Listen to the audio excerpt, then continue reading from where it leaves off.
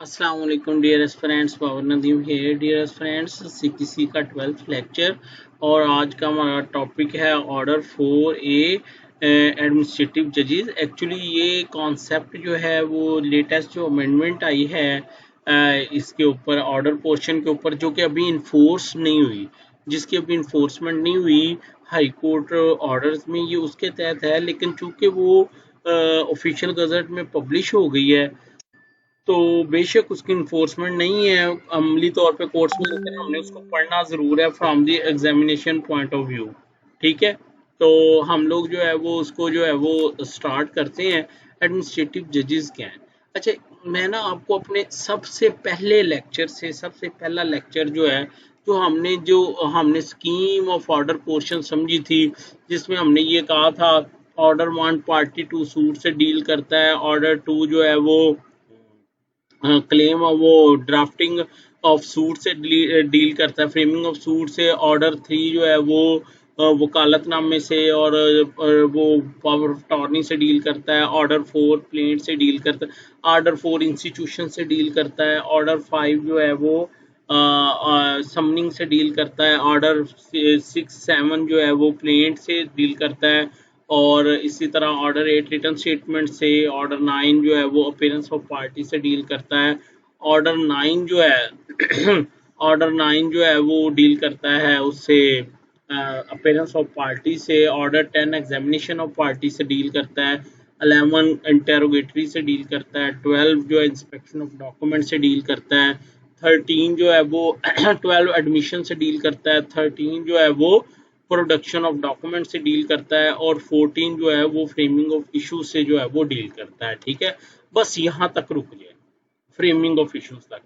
ये पहले तो ये भी एक ही जज करता था। ठीक है, लेकिन अब जो मैंने जो जितने भी अल्फाज बोले हैं, इसको उन्होंने नाम दे दिया प्री ट्रायल प्रोसीडिंग का, और इसको एक जज करेगा। और उसका नाम क्या होगा? उसको कहेंगे एडमिनिस्ट्रेटिव जज। कि वो एडमिनिस्ट्रेटिव बेस पे देखेगा कि ये दावा बनता है या नहीं बनता, या मैंने इसमें क्या करना है व्हाट्सोएवर। ठीक है, तो उसके बाद अगर वो समझते कि ये इशू तलब मसला है, तो फिर ऑर्डर 14 तक कार्रवाई के बाद जो है वो एक और जज को केस भेज दिया जाएगा, जो कि क्या कहलाएगा, जो कि ट्रायल जज कहलाएगा। जो क्या कहलाएगा? जो कि क्या कहलाएगा? ट्रायल जज। ठीक है, तो एक्चुअली उसका मकसद क्या था? उसका मकसद ये था कि दावे को इनिशियल स्टेज पे स्क्रूटनी करने वाला एक जज हो, जिसको क्या बोला जाए? एडमिनिस्ट्रेटिव जज। ठीक है, और जो अगर वो शहादत तलब मसला है तो इशू फ्रेम करके उसका फैसला करने के लिए वो जज जो है वो अलहदा से हो। ठीक है, ताकि वो पॉइंट्स, बजाय इसके कि एक दावा 10 साल चले और 10 साल बाद ये पता चले कि ये तो पहले दिन ही नहीं चल सकता था, तो वो एडमिनिस्ट्रेटिव जज जो है वो पहले दिन ही ये ध्यान कर ले, वो उसको पढ़ ले, देख ले कि भाई ये काम जो है वो क्या कहते हैं, ये दावा चल सकता है भी है या नहीं चल सकता। फिर एक और बात भी है, इसका एक मकसद ये भी था कि बहुत सारे एडमिनिस्ट्रेटिव जज बना दिए जाए ना, ताकि क्या हो, ताकि फाइलों की जो दावे दायर हो रहे हैं वो उनकी शुरू में ही इस तरह से स्क्रूटनी हो जाए कि अगर वो नहीं चलने वाले तो उनका खात्मा हो जाए, और अगर वो चलने वाले हैं तो वो इश्यूज में जो है वो चले जाएं। तो ये उसका मकसद था। अब मैं ऑर्डर 4 पढ़ूंगा तो आपको मेरी बात जो है वो समझ आ जाएगी। ठीक है, ऑर्डर 4 पढ़ूंगा तो आपको समझ आ जाएगी। इससे पीछे हम पढ़ेंगे जहाँ पे उसने ये लिखा था ना, in this behalf and assign to N administrative जज एंड अ ट्रायल जज। वो फाइल किसको असाइन की जाएगी? एक एडमिनिस्ट्रेटिव जज को और फिर एक ट्रायल जज को। अब एडमिनिस्ट्रेटिव जज के बारे में हम पढ़ते हैं। Administrate the district judge shall designate as many civil judges in the district as administrative judges as are necessary to dispose of load of work with dispatch। के काम के हिसाब से कि कितनी पेंडेंसी है, कितनी इंस्टीट्यूशन है, उस हिसाब से डिस्ट्रिक्ट जज जो है वो सिविल जजेस को क्या नॉमिनेट कर देगा? उनको एडमिनिस्ट्रेटिव जज के तौर पे नॉमिनेट कर देगा। अब वो एडमिनिस्ट्रेटिव जज क्या करेंगे?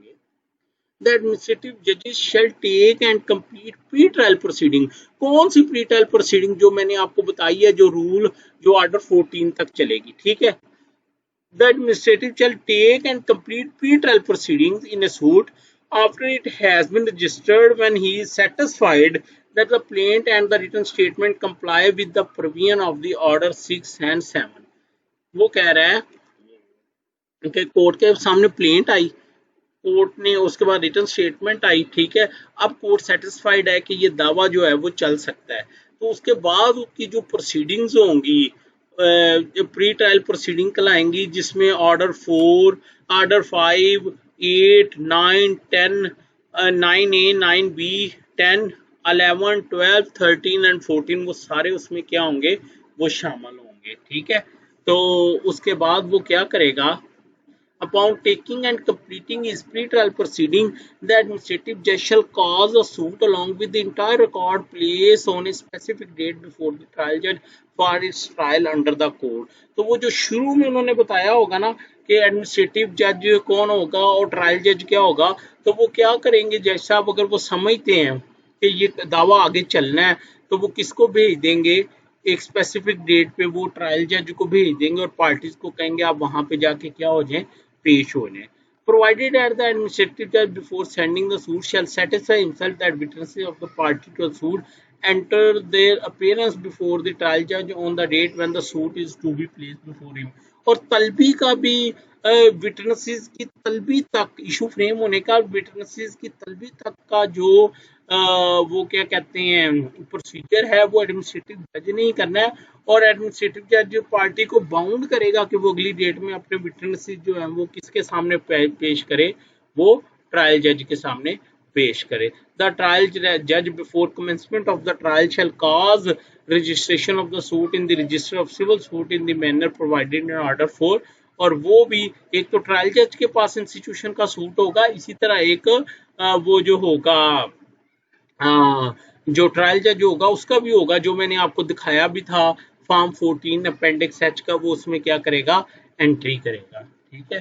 तो उसके बाद दावा जो है वो आगे चलेगा। डियर फ्रेंड्स, एडमिनिस्ट्रेटिव जजेस के बारे में आपको बताया है। होप कि आपको मेरी बात की जो है वो समझ आ गई है। थैंक यू सो मच, मुझे अपनी दुआओं में याद रखिए। अल्लाह हाफिज।